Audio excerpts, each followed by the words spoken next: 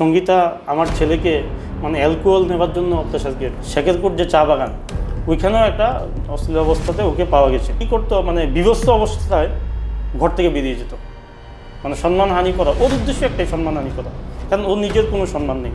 তোমার ফ্যামিলিতে তোমার মা তোমার বিরুদ্ধে কমপ্লেন করেছিল, 3 বছর একটা ছেলের সাথে লিভিং রিলেশনশিপে ছিল, ওর ফ্যামিলি থেকে পয়সাগুলি নিয়ে ওর পড়াশোনা করেছে, ডিগ্রি কমপ্লিট করেছে। প্রত্যেকটা কথার মধ্যে একটা কথা থাকে যে আমি তোমার সঙ্গে থাকতে চাই।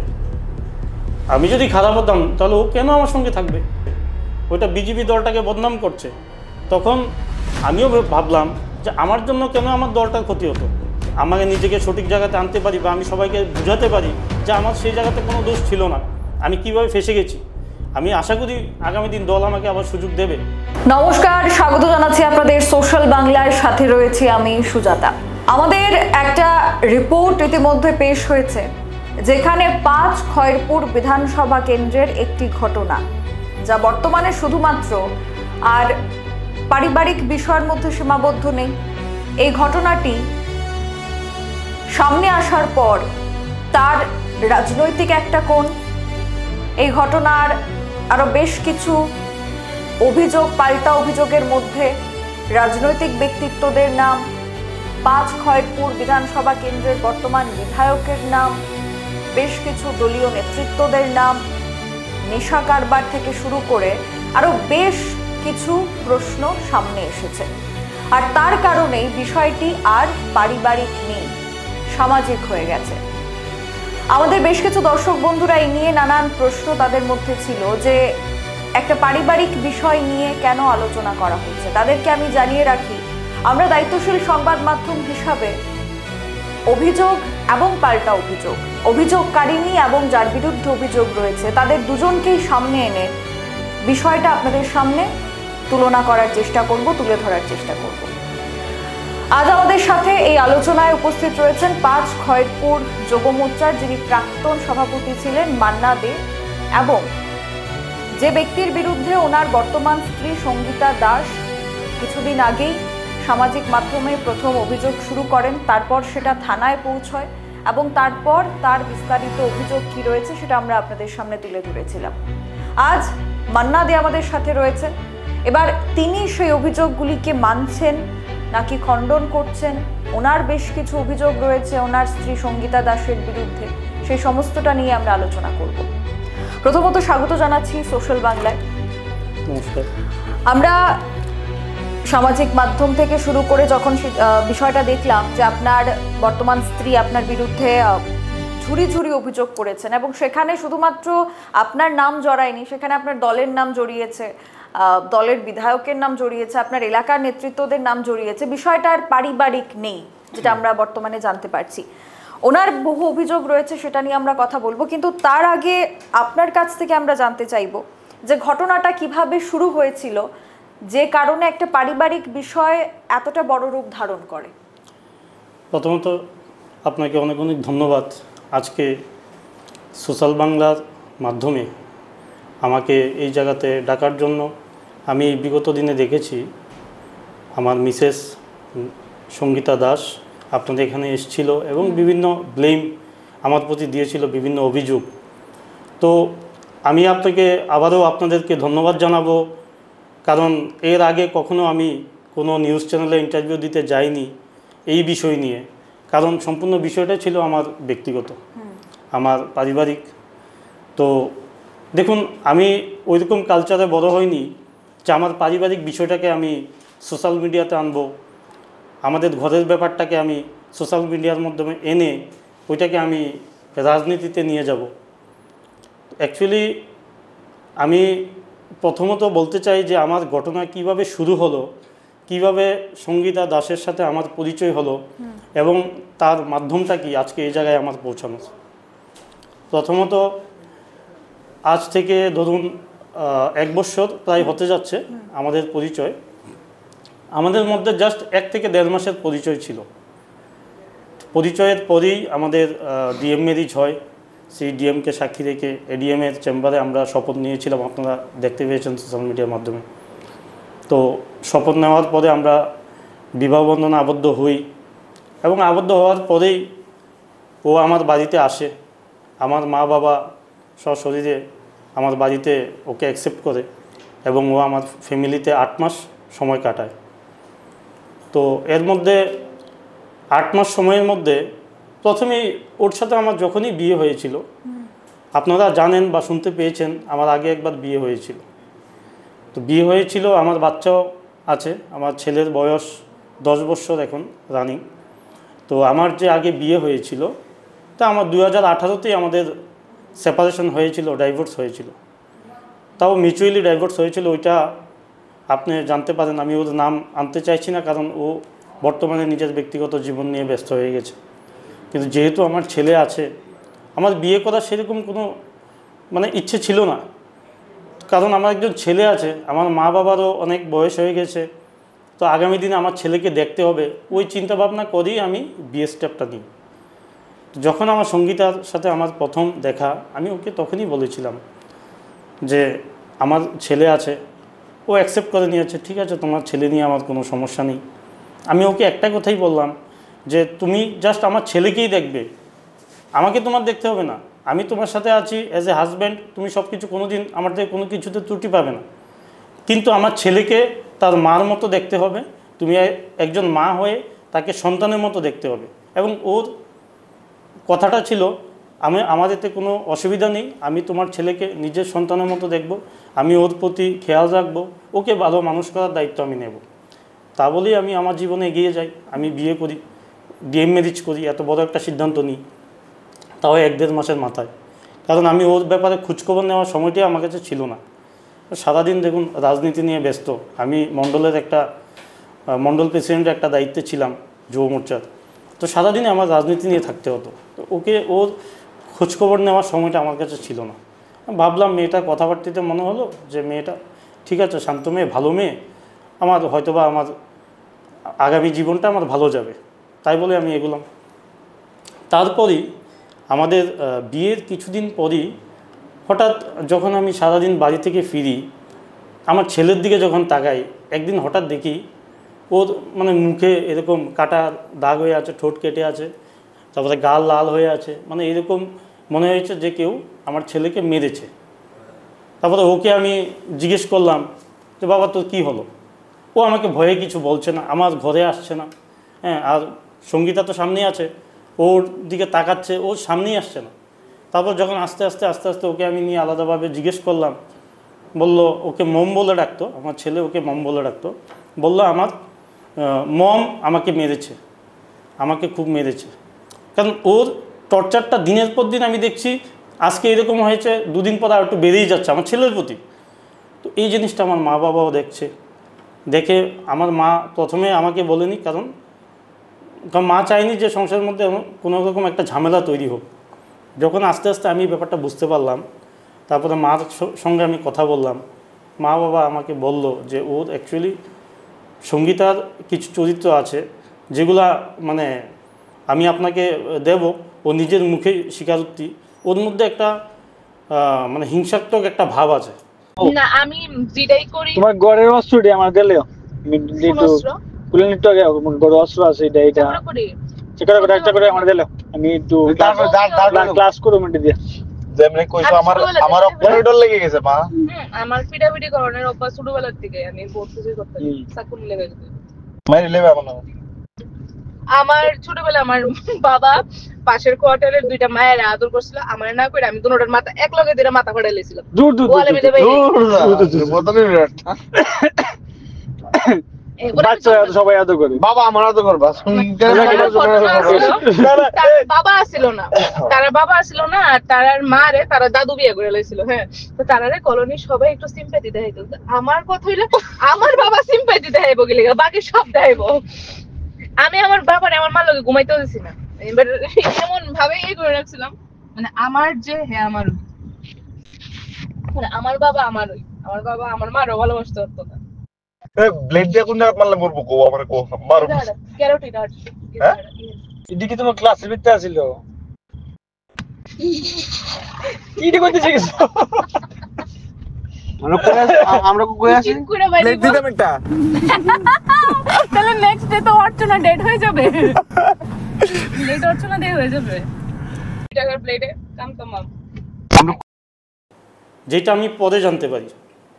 যেমন কিছুদিন আগে আপনারা শুনতে পেয়েছেন হয়তোবা ইয়েতে সায়েন্স সিটির সঙ্গে ওদের একটা কার সার্ভিসিং সেন্টার আছে, ওইখানে একটা জল একটা এই হেডমাস্টারকে এবং তার স্টুডেন্টদের ও জল দিয়ে দিয়েছিল, ওই কার ওয়াশের থেকে ও জল দিয়ে দিয়েছিল এবং ও সামাজিক মাধ্যমে ওইটা ভাইরালও হয়েছে, খুব নিউজও হয়েছিল।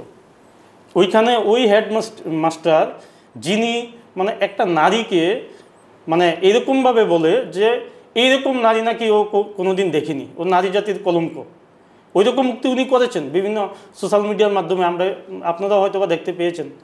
তো আমি যখন ওইসব জিনিস আস্তে আস্তে জানতে পারি, আমি যখন ওর ব্যাপারে খোঁজখবর নিতে শুরু করি, ওর সিদ্ধি আশ্রম বাদারঘাট এলাকা থেকে, ওইখান থেকে আমি লোকালি ব্যাপারগুলো জানতে পারি যে ও শুধু এইরকম ঘটনা নয়, এইরকম অনেক ঘটনা ওর আছে যেগুলো আমি আগে খোঁজখবর নিইনি। যখন আস্তে আস্তে জানতে পারি তখন আমি বুঝতে পারি যে হয়তোবা আমি একটা ভুল সিদ্ধান্তে গিয়েছি। অর্থাৎ আপনার স্ত্রী সঙ্গীতা দাস আপনার ছেলের ওপর প্রচণ্ড আক্রমণ করতো, মারধর করতো? একদম, আচ্ছা, প্রচণ্ড আক্রমণ করতো। ইভেন এরকমও হয়েছে, মানে আমার ছেলের স্বীকারোক্তি, ও আমাকে বলেছে ও নাকি সঙ্গীতা আমার ছেলেকে মানে অ্যালকোহল নেবার জন্য প্রেশার ক্রিয়েট করছে, মানে অ্যালকোহল দিতে চাইছিল। ও আমার ছেলে নিজের বয়স, ও আমাকে বলছে বাবা আমাকে এরকমভাবে ইয়ে করছে। ও ভয়ে আমার রুমেই যেত না, আমার ঘরেই যেত না, আমার বেডরুমেই যেত না, এত ভয় পেত ওকে। ইভেন আমার বাবা, আমি বাড়িতে ছিলাম না, আমার বাবা ওকে আমার ঘরে ডাকতে গেল, ঘরে গিয়ে ভাত খাওয়ার জন্য বা রাতে ডিনারের জন্য ডাকতে গেল। ও এক হাতে সিগারেট আর এক হাতে মানে মদের গ্লাস আমার বাবার সামনে। বাবা আমাকে ফোন করে বলছে তুই কী কালচার এনে বাড়িতে ঢুকালি, এরকম পরিবেশে এটা তো চলে না। হ্যাঁ, ও এরকমভাবে ওপেন ঘরের মধ্যে সিগারেট খায়, মদ খায়, আমি কী বলবো, মা বাবাকে কী উত্তর দেবো? কারণ দোষটা তো আমার, আমি তো মেয়ে সিলেক্ট করতে ভুল সিলেক্ট করেছি। আমি একটা কথা, আমি নারীদের খুব সম্মান করি, কারণ আমরা ওই দলের সৈনিক। হ্যাঁ, ভারতীয় জনতা পার্টির ওই রকম সৈনিক আমি ছিলাম। কারণ আমাদের সবচেয়ে বড় মোটো আমরা নারীদের সম্মান করা। আমার ঘরেও মা আছে, বোন আছে, তাই বলে আমি এতদিন এইসব জিনিস আমি সোশ্যাল মিডিয়াতে আনিনি, কারণ আমি চাই না ওর জীবনটা কোনো রকম নষ্ট হোক। ও আমার সাথে যা করেছে করেছে, কিন্তু আজকে ও আমার থেকে 3 মাস ধরে ওর বাড়িতে ও আছে। আজকে না হোক কালকে আমাদের লিগেলি যেটা হবে, কোর্টে ডাইভোর্স হোক বা না হোক, আমরা আলাদা সেপারেশনেই থাকবো। তো আগামী দিনে ও কোনো না কোনো জায়গায় এগোবে। তো ওই জায়গায় আমি চাই না যে এইসব জিনিস সামনে এনে ওর লাইফটা আমি নষ্ট করতে চাইনি, তার জন্য আমি এইসব জিনিস কারোর সামনে আমি কোনো দিন আনিনি। তো আজকে যেহেতু মানে জিনিসটা এতটাই বেড়ে গেল, আমার পার্সোনাল থেকে আমার রাজনীতিতে গিয়ে এটা হিট করলো, তো আমি বাধ্য হলাম আমি এখানে আসতে। এটাই আমার। এই যে এই পুরো ঘটনাটা রাজনীতির ওপর প্রভাব পড়েছে এবং আপনাকে দল থেকে টার্মিনেট করা হয়েছে, তো তারপর আমরা দেখতে পেলাম যে আপনার তরফ থেকে বা আপনার দলের পক্ষ থেকে কোনো বয়ান সেখানে সামনে আসেনি।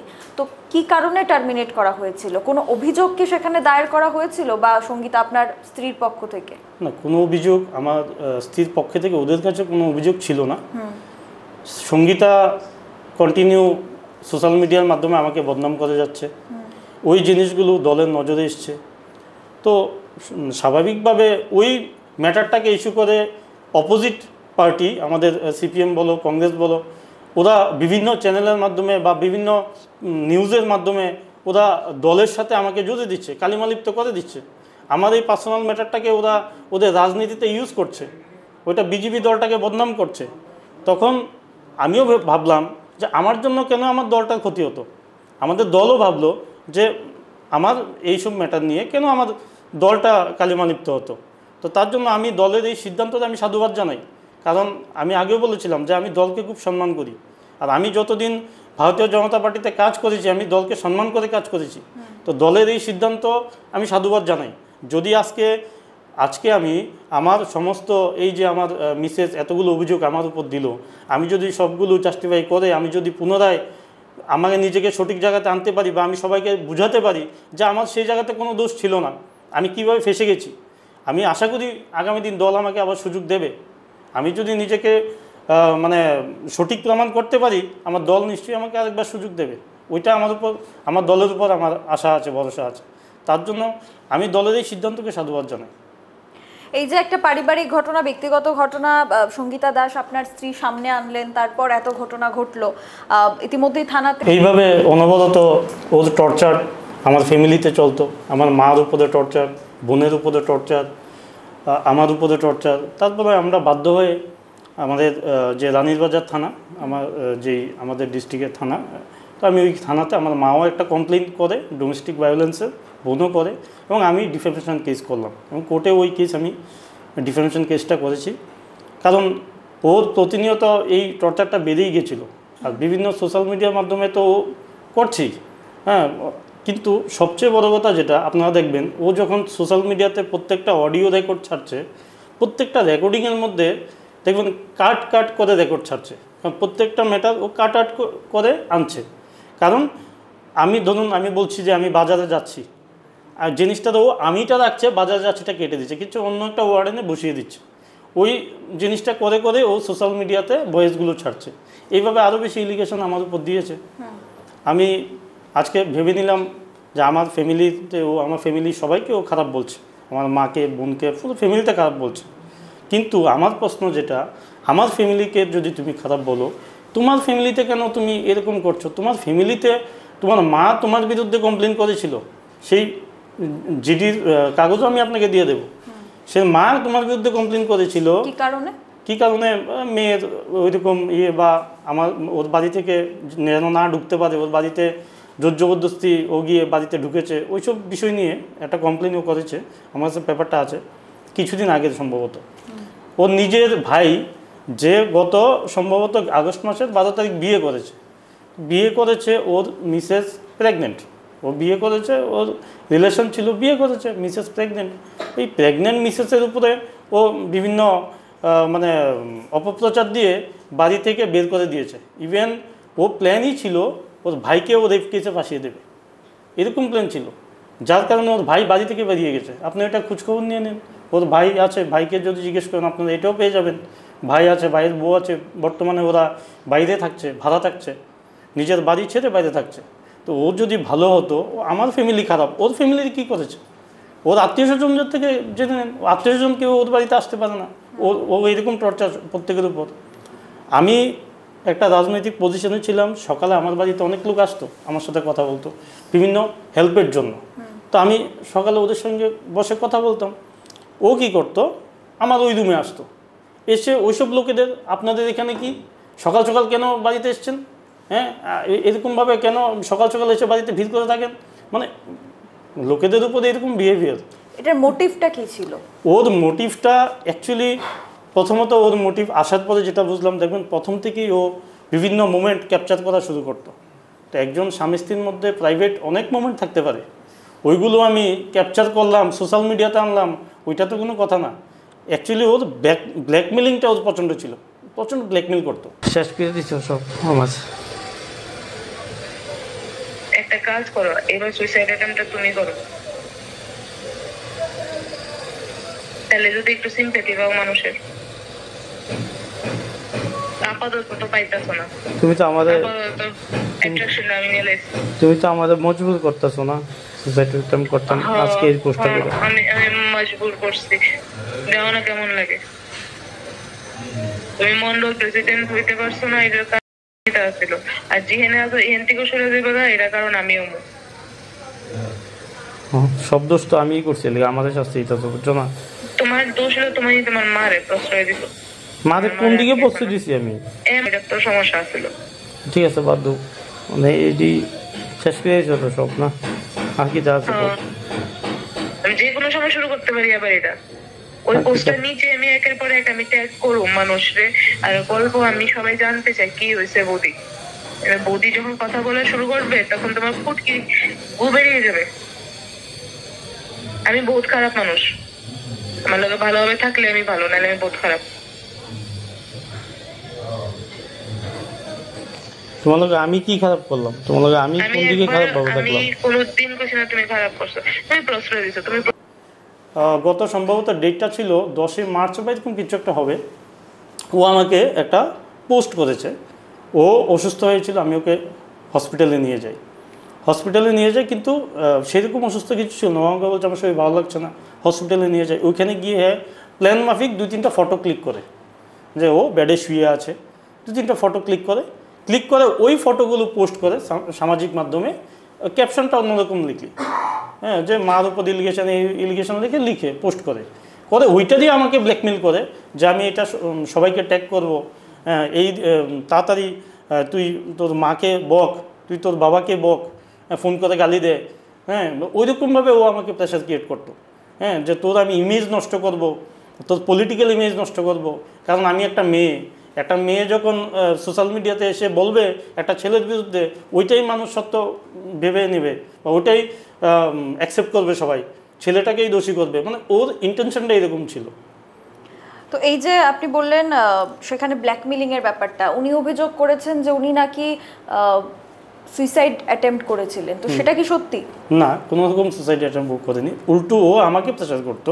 যখন আমি বলতাম যে তুমি আমার এরকমভাবে কেন আমাকে ব্ল্যাকমেল করছো, হ্যাঁ, তখন ও আমাকে বলতো তো তুই না পারলে সুইসাইড কর, তুই কর সুইসাইড, তাতে আমার কি আসে যায়, হ্যাঁ, তুই সুইসাইড কর। ও আমাকে উল্টো প্রেশার করতো, আমি সুইসাইড করতাম।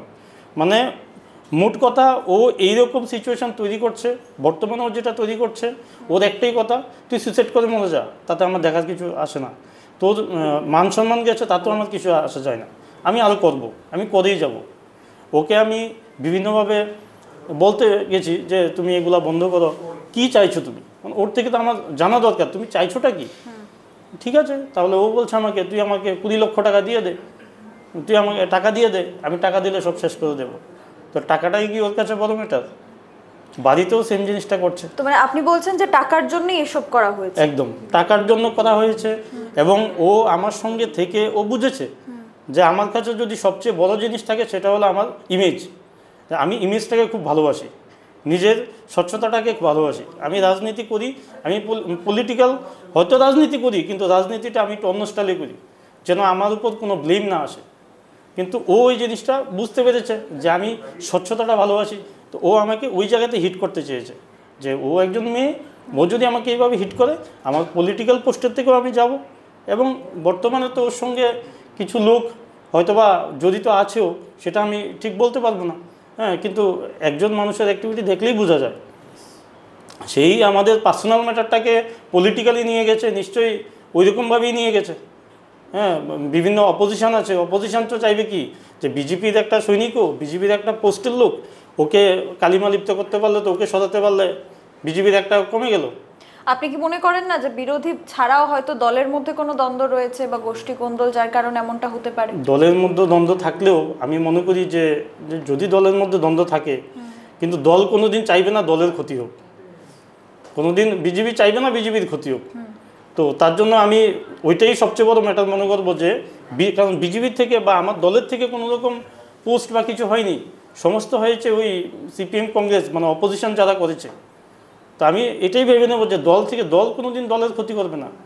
যেমন আজকে আমি পজিশনে নেই, দল চিন্তা ভাবনা করেই আমাকে সরিয়েছে, কারণ আমিও চাই যে দলের যাতে কোনো ক্ষতি না হোক আমার জন্য। আমি যেদিন নিজেকে ক্লিন করবো, আমি আবার দলের কাছে যাব, দল আমাকে ডেকে নিলে নেবে, তাতে আমার কোনো সমস্যা নেই।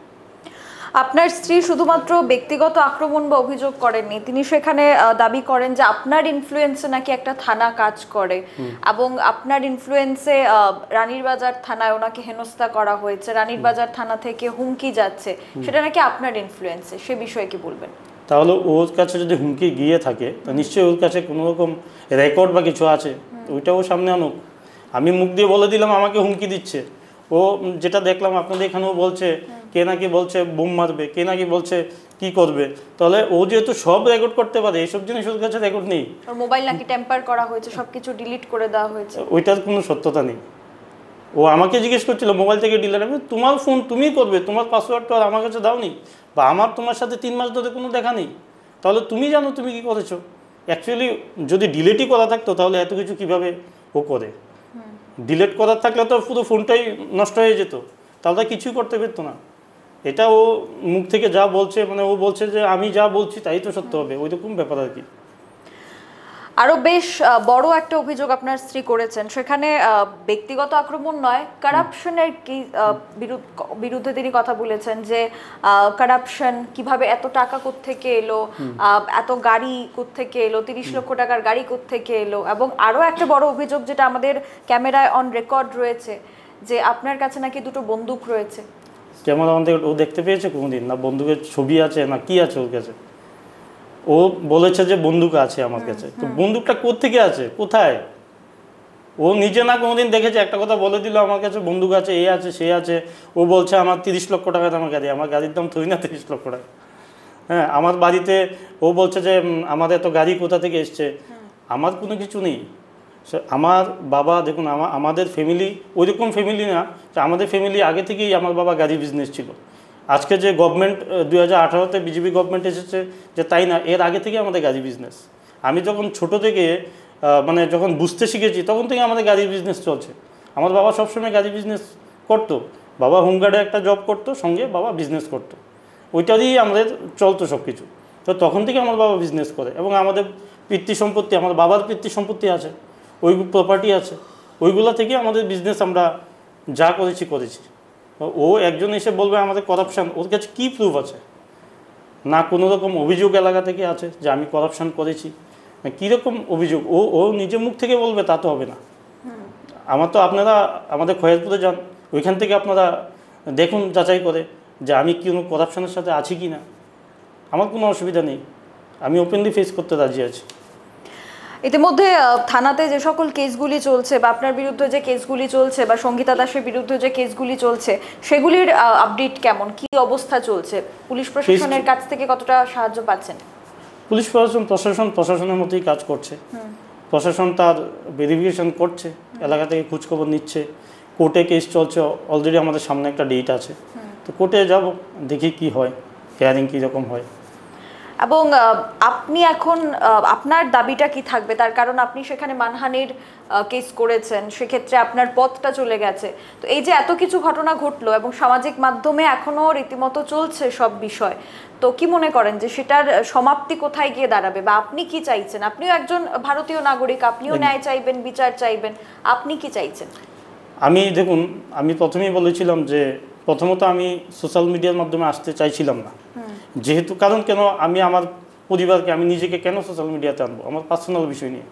যেহেতু ও আমাকে সোশ্যাল মিডিয়াতে টেনে এনেছে, আজকে যেহেতু আপনারা আমাকে একটা প্ল্যাটফর্ম দিয়েছেন কিছু বলার জন্য, তাই আমি মানে আপনাদের কাছে একটা কথাই বলবো, বা সারা রাজ্যবাসীর কাছে আপনাদের মাধ্যমে যারা এই নিউজ দেখবে, আজকে আমি নারী জাতিকে সম্মান করি সেই বলে সব নারী খারাপ না, কিছু নারীর জন্য নারী জাতির কলঙ্ক হচ্ছে।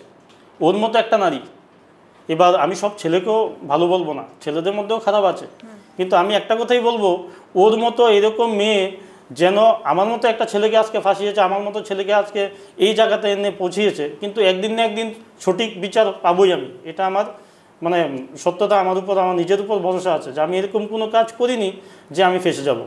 তো আমি একটা কথাই বলবো যে আমার সঙ্গে যেটা হয়েছে সেটা যেন আর কোনো ছেলের সাথে না হয়, সেটা যেন আর কোনো মেয়ের সাথেও না হয়, কোনো ছেলের দিক থেকেও যেন কোনো মেয়ের সাথে না হয়, কোনো মেয়ের দিক থেকেও যেন কোনো ছেলের সাথে না হয়। আমি এইরকম মেয়েদের আমি ওর ব্যাপারে আমি কি বলবো, বললে তো অনেক কিছু বলা শেষ হবে না। রাখছি না না রে, 8 মাস আমি পরিস্থিতি রাখছি না তোর লিগা। পরিস্থিতি রাখছো তুমি ঠিক কইতা, নতুন একটা পলিসি করো, আমার নাম নমিনি দাও। ওটা তুই নাম পাল্টাইতে পারছি না, নতুন পলিসি করতে পারছিস। তুই কইছিস একবার, আমি তোরে কয়বার কইতাম ব্যাংকের নমিনি রাখছিস নি আমারে? কোনো জবাব তোর বাপ দিল না, করে সান করে আয় করছি, কোনো জবাব দিলি না তুই। তুই তো আস্তা বেশার করে বেশারে, তোরা তো অভ্যাস আছে গালি শান্তি তুমি। হ শান্তি তুই শান্তি লিখো, পক্ষ লইতে পারছি না, আমার আত্মসম্মানের ব্যাপারে ভাবছি না, আমি তোরটার ব্যাপারে ভাবতাম রে। নোটিস ফোর হ্যাঁ তুমি কইয়া শান্তি হইলে তুমি কো রুকুয়া শান্তি তো পথে গাড়ি সুদা খায়, আমি কই যাচ্ছি না, পথে গাড়ি সুদা খায়। আমি কোথা তো তোমার জানে দেশ জানে, আমি আলাদা তোমার জানে দেশ জানে, তোর নালে গাউদের কুত্তি অফিসের বাড়ি বেরিয়ে হই সীমানার মগে যাও কেন? তুমি তো দাউরে দৌড়াইছো। কারে দাউরে দৌড়াইছি? কারে দাউরে দৌড়াইছি রে? নোটিস ফোর কারে দাউরে দৌড়াইছি? তুমি তোমার বাড়িতে আগুন লাগাইছি, লাগাইছি। অস্বীকার আমি কেন করুম? কারে দাও দিয়ে দৌড়াইছি রে? নোটিস ফোর কারে দাও দিয়ে দৌড়াইছি? দাও দিয়ে নাটাগুটি আমি করি না, দৌড় দিলাম না, দিলে গলার ফুক দিমু। তোর মতন ভিজা বিলাই না আমি তো বিজয় দেব না, চুপচাপ থাকি। তুই তো তেল কাছি নাও, তোর মারটা তেল কাছি নাও, তুই চুপচাপ থাকি, তুই তো না চুপচাপ থাকি কইস না। কোন দিন 50 টাকা রাখছি টাকা কই আমার 60,000 বেশি করতে পাই কই তোমার লোকে খরচ করে আবার 7 লাখ 7 লাখ খরচ করে লাইছো খরচ করছি ওই বিয়ার লিগা ওই লেহেঙ্গা তুই আরেক বেটি তো আনবি ওই 6 মাস যাইতে পারে 10 টাকা মা এক কাজ কর এবার লেহেঙ্গাটা তোর মারে পরায়া বিছনা ঘুমাই যাইস গা এই বাজে কথা না কিতা কিতা মা 100 বার কো তোর মারে আমাকে ঘুমাস বাজে কথা তোর মা লাগে বাজে কথা কই না বাজে কথা না পারে না আমি নড়ি ফুট বাজে কথা কই তোর মার লাগে এবার ঘুমাই বাজে কথা কই তোর মার লাগে ঘুমাইছে এবার বাজে আর কই দুধে না তুই খাইলে এই বাজে কথা কই না 100 বার কি কি করবি রে আঙুল দেখা আঙুল দেখা তোমারে দজ্জালা আঙুল দেখা দজ্জালা আচ্ছা কি আঙুল দেখা তোমারে হ্যাঁ তোর আঙুল বাইকালে লেগেছে রে আঙুল বাইকালে লেগেছে রে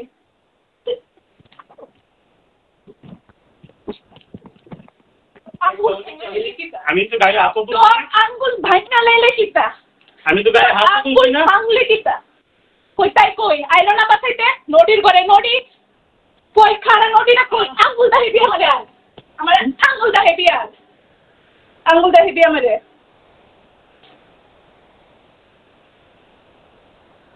আঙুল দাহি দি তোর মার পক্ষ লিবি বইনার পক্ষ লিবি আমারটা লুতি না কেরে আনফুস কেরে আমারে নদীর ফুট বেশ সমাগের ফুট 14 পাশের জন্মা তুই আমার আনফুস কি লিগা তোর সকলের লিগা প্রাণটা শাসন করে চল এত অক্ষণ চল অক্ষণ চল অক্ষণ চল আমি যখন এইসব সমস্ত ঘটনা চলছে অনেক আমার কাছে এখন রিসেন্ট একটা খবর এসছে আজকের থেকে 1-1.5 বছর হবে আগে নাকি ওকে আপনাদের শেখেরপুর যে চা বাগান ওইখানেও একটা অশ্লীল অবস্থাতে ওকে পাওয়া গেছে ওইরকম নিউজও আমার কাছে এসছে যে দাদা অনেকে ফোন করছে বা ফেসবুকের মাধ্যমে যোগাযোগ করছে বল দাদা এরকম ঘটনাও কিন্তু আছে তুমি জানো কি সবচেয়ে বড় কথা ওর আরেকটা দোষ ছিল কি যখনই আমাদের মধ্যে কথাবার্তা হতো মতানৈক্য হতো যে আমার সবচেয়ে বেশি প্রেশার করতো বাড়ি থেকে চলো আলাদা চলে যাই ছেলেকে আমার মা বাবার কাছে দিয়ে ও আমাকে নিয়ে আলাদা থাকবে আলাদা বাড়িঘর করার জন্য আলাদা যাওয়ার জন্য আমি বললাম আমার ফ্যামিলিতে আমি একটা ছেলে আমি মা বাবাকে কেন আমি দুধে তাড়িয়ে রাখবো ইভেন আমার মা বাবার সাথেও থাকবে না মা বাবাও আসতে পারবে না ছেলেও না তো ওই জায়গাতে আমি বলেছি যে না ওই রকম হবে না তো ওর মতানৈক্য মানে মিল হয়নি ও কী করতো মানে বিভৎস অবস্থায় ঘর থেকে বেরিয়ে যেত মানে সম্মানহানি করা ওর উদ্দেশ্য একটাই সম্মানহানি করা কারণ ওর নিজের কোনো সম্মান নেই ও নিজের সম্মানের চিন্তাও করে না ও কোনো সম্মান নেই কারণ এরকম যদি না হতো আমাদের দেখুন আমাদের জেসিবি ট্রিপারের বিজনেস আছে এটা সবাই জানে আমাদের ঘরে বাবা টাকা পয়সা এনে রেখেছে আমাদের এগুলো ইএমআই চালাতে হয় আমার যেহেতু জেসিবি ট্রিপারের বিজনেস করি কাজ করাই আমাদের ইএমআই চালাতে হয় ওই পয়সা যত দেখবে না ওর মানে অন্যরকম ভাব তৈরি হয় পয়সাগুলি এনে দেখেছে ওই পয়সাগুলি দেখে ওকে ব্যাঙ্গালোর যেতে হবে আমার সাথে খুব যন্ত্রণা শুরু করেছে আমি টিকিট করে দিলাম ঠিক আছে লাস্ট অবধি আমি টিকিট করে দিলাম ব্যাঙ্গালোর যাবে পয়সা দিতে হবে ওকে ব্যাঙ্গালোর যাবে ঘুরবে ঘাটবে ওইখানে গিয়ে ডিস্কোতে নাচানাচি করে এই করে সেই করে হ্যাঁ তো ওইগুলো আবার আমাকে ভিডিও কল করে দেখাচ্ছে হ্যাঁ ওইখানে গিয়ে ওইসব ও করছে তাতে কোনো দোষ নেই আর ও ইলিগেশন লাগাচ্ছে আমার উপর বিশ্রী ইলিগেশন ওর কাছে কিন্তু কোনো সত্যতা নেই কোনো আপনি আরেকটা ব্যাপার ও কিন্তু ব্যাঙ্গালোরে পড়াশোনা করেছে ও বলছে কিনা আমি জানি না ও ব্যাঙ্গালোরে পড়াশোনা করেছে আপনি খোঁজখবর নিয়ে দেখবেন আমি নামটা বলতে চাইছি না নামটা আমি অন্যভাবে দিয়ে দেবো ও যে ব্যাঙ্গালোরে পড়াশোনা করেছে ও নিজের পয়সায় করেনি ওর বাড়ির পয়সায় করেনি ওইখানেও 2 ছেলেকে রেখেছে 3 বছর একটা ছেলের সাথে লিভিং রিলেশনশিপে ছিল ওর ফ্যামিলি থেকে পয়সাগুলি নিয়ে ওর পড়াশোনা করেছে ডিগ্রি কমপ্লিট করেছে এবং ওই ছেলেও মানে কিভাবে বেঁচে এসছে ওর কাছ থেকে এটা মানে ওর কাছ থেকেই শুনতে পাবেন আমি নামটা বলবো না কারণ কোনো ছেলের নামটা ওখানে আনা ঠিক নয় আমি আপনাকে সমস্ত কিছু দিয়ে দেবো প্রুফ দিয়ে দেবো আমি আমার সমস্ত এভিডেন্স আছে আমি সব কালেক্ট করে রেখেছি কারণ আমি দেখেছি ও আমাকে যেহেতু কালিমালিপ্ত করছে আমার তো দরকার না ওর সত্যতাটা ওর আসল মুখোশটা সামনে আনার তার জন্য আমি সব কিছু নিজের কাছে রেখেছি এবং এই যে আমরা দেখলাম এই ব্যক্তিগত বিষয়টাকে টেনে হিচড়ে পলিটিক্যালি আনা হলো রাজনৈতিক দিকে আনা হলো রীতিমতো এলাকার বিধায়কের নাম সেখানে জড়ানো হলো তো দলের তরফ থেকে বর্তমানে কি কিছু আপনি শুনতে পাচ্ছেন বা জানতে পাচ্ছেন, বা দল কি আপনাকে পেছন থেকে সাহায্য করছে এই বিষয়ে? না, বিধায়কের নাম টানা হলো অ্যাকচুয়ালি আমি বলবো উনি আমার পিতৃতুল্য, উনি আমার অভিভাবক, একসাথে আমরা কাজ করেছি এবং ওনার থেকে আমি অনেক সহযোগিতা পেয়েছি কাজ করতে গিয়ে। আজকে দলের সিম্বল আছে বলেই আমি মাননা, আমাকে নয়তো আগে কেউ চিনতো না, দল আমাকে দায়িত্ব দিয়েছে তাই বলে আমি মাননা। আর এই দলের খয়ারপুরে অভিভাবক রতন চক্রবর্তী, তো উনি আমাদের অনেক সহযোগিতা করেছেন আমাকে। তো ওনার বিরুদ্ধে যেই চক্রান্তটা, একজন মহিলা ফোন করে বলেছে এখান থেকে সঙ্গীতার কাছে যে বিশ্রী কিছু কথা, হ্যাঁ, পরবর্তী সময়ে যখন এই অডিও রেকর্ডিং ভাইরাল হয়, আমাদের এলাকা থেকে ওই মহিলাকে জেরা করে বা ওর থেকে জানা হয় যে কে এই কাজগুলো করেছে, ওই মহিলা স্বীকারোক্তি দিয়েছে, নাম বলেছে, ওইটা ওদের কাছে আছে, নাম বলেছে যে কার থতে এইসব কাজ করেছে। কারণ ওইটা একরকম ছিল, মানে এমএলএকে বদনাম করার, দলকে বদনাম করার, মানে সম্পূর্ণ তথ্য পরে বেরিয়ে এসছে। ওইটা আমাদের এমএলএও জানে, দলও জানে, এটা আমরা দলের কাছে দিয়ে দিয়েছি বা এমএলএ স্যারও দিয়ে দিয়েছে। সম্পূর্ণ বিষয় আমাদের দল জানে কিভাবে ওনাকে কালিমালিপ্ত করার চেষ্টা করা হয়েছে। আচ্ছা, বর্তমানে তো ডিভোর্স ফাইল করা হয়েছে? না, ডিভোর্স ফাইল এখনো হয়নি। আচ্ছা, ডিফেমেশন কেসের পরে হয়তোবা দেখি আমি ডিভোর্স ফাইলের দিকে যাব। সেখানে একটা টাকার অঙ্ক নাকি দাবি করা হচ্ছে আপনি বলছিলেন, সেটা কি? টাকার অঙ্ক অ্যাকচুয়ালি ও কন্টিনিউ আমাকে ফোনেও বলছিল, যখন আমাদের কথা হয়েছিল বলছে ওকে নাকি 20 লক্ষ টাকা দিয়ে দিতে। লাস্ট ও 50 চাইছিল, লাস্ট 20 লক্ষ টাকা দিলেও শেষ করবে, নয়তো করবে না।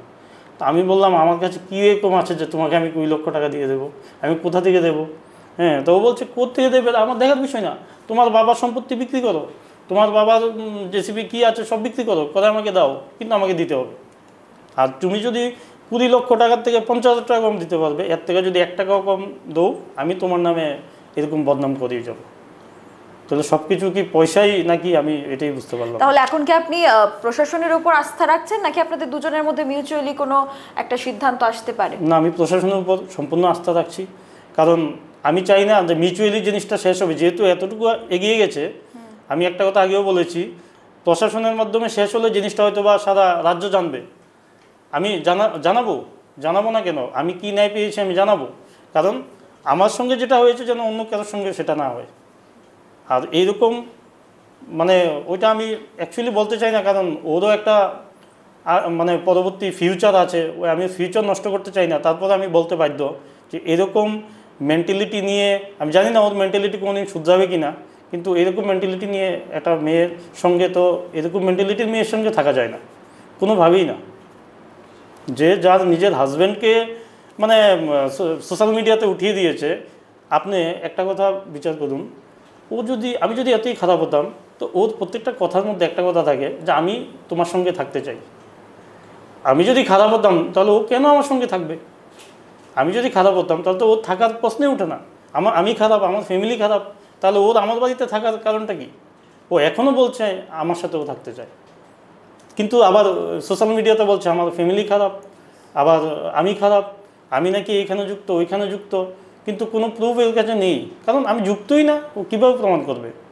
না আমার নামে থানাতে কোনো কেস আছে, না কোনো এন্ট্রি আছে ওই রকম কাজের সাথে আমি জড়িত, ও কীভাবে এলিগেশন দিতে পারে? আমি বলবো প্রশাসনকে এইটা আপনারা ইনভেস্টিগেশন করুন, আমার কোনো অসুবিধা নেই, আমি সব দিতে রাজি আছি। আমার উপর যদি কোনো ইনভেস্টিগেশন হয় তাতে আমার কোনো অসুবিধা নেই, আমি রাজি আছি। একেবারেই আমরা আলোচনার শেষ পর্যায়ে রয়েছে। ইতিমধ্যে 5 খয়েরপুর যুব মোর্চার যিনি প্রাক্তন সভাপতি ছিলেন মান্না দে, ওনার বর্তমান স্ত্রী ওনার বিরুদ্ধে যে অভিযোগ করেছেন, থানাতে কেস চলছে এবং সেই স্ত্রী থানাতে মামলা করেছেন ডোমেস্টিক ভায়োলেন্সের।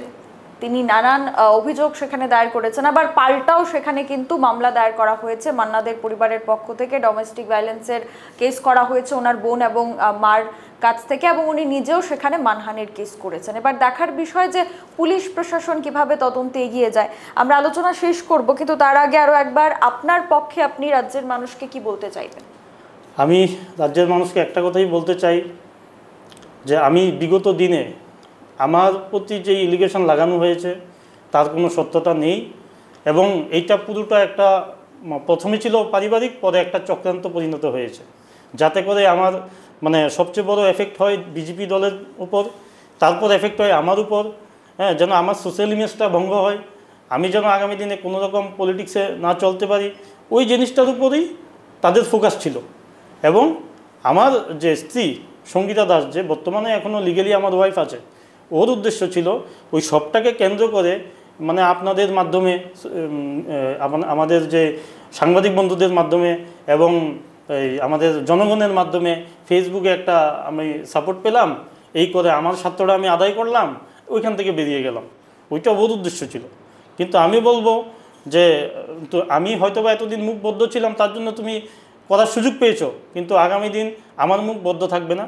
আমি এটাই চাইবো যে আমার মতো যেন কেউ শাস্তি না পায়, যা আমার সঙ্গে হয়েছে তার জন্য অন্য কারোর সঙ্গে না হয়। আর এরকম আমি প্রশাসনের কাছে আরেকটা দাবি রাখবো যে এইরকম মেয়ের সাথে ওর সঙ্গে কি হয় ওইটাও যেন একবার দেখা দরকার। ওর বিগত দিনগুলো কীরকম ছিল, যে নিজের বাড়িতে অগ্নিসংযোগ করে দেয়, নিজের ভাই মাকে মারধর করে বাড়ি থেকে বের করে দেয়, আমার ফ্যামিলিতেও সেই টর্চারটা করেছে, আমার ছেলের উপর করেছে, আমার উপর করেছে আমি মেনে নিতাম, কিন্তু আমার ছেলের উপর করেছে, এটা তো ভাবার মতো না। তো আমি এটাই বলবো, সারা রাজ্যবাসীকে একটা কথা বলবো, আপনারা যাচাই করুন, আমার সম্বন্ধে খবর নিন। আমি খয়ারপুরে আমার বাড়ি, সমস্ত খবর নিয়ে তারপর আপনার সত্যতা যাচাই করে আপনারা যে কোনো উক্তি করবেন। অসংখ্য ধন্যবাদ জানাচ্ছি। ধন্যবাদ। একটা ব্যক্তিগত ঘটনা, একটা ব্যক্তিগত বিষয়, আর এই ব্যক্তিগত বিষয় বর্তমানে রূপ নিয়েছে একটা অন্য, তাতে বেশ কিছু রাজনৈতিক ব্যক্তিত্বদের নিয়ে আসা হয়েছে এবং মহিলার পক্ষ থেকে অভিযোগ করা হচ্ছে শারীরিক এবং মানসিক নির্যাতনের। সেখানে নানান অভিযোগ উঠেছে, এক ব্যক্তির বিরুদ্ধে কারাপশন থেকে শুরু করে আরও বেশ কিছু অভিযোগ সেখানে শুধুমাত্র সামাজিক মাধ্যমেই নয়, থানাতেও লিখিত রূপে দায়ের করা হয়েছে। তার পাল্টা আরও অভিযোগ কি করেছেন মান্না দে ওনার স্ত্রীর বিরুদ্ধে, সেটা তিনি আজ বিস্তারিতভাবে জানালেন। এবং যে যে অভিযোগগুলি ওনার বিরুদ্ধে করা হয়েছে সেগুলির কোনো প্রমাণ তথ্য নেই, এমনটা ওনার দাবি। এবার দেখার বিষয় পুলিশি তদন্তে কি সামনে বেরিয়ে আসে। আমরা অবশ্যই আপনাদের সামনে পুরো ঘটনার যে আপডেটগুলি রয়েছে সেগুলি তুলে ধরার চেষ্টা করব। আজকের মতো এখনকার মতো বিদায় নিচ্ছি। পরবর্তী খবরাখবরের জন্য অবশ্যই চোখ রাখবেন সোশ্যাল বাংলায়। নমস্কার।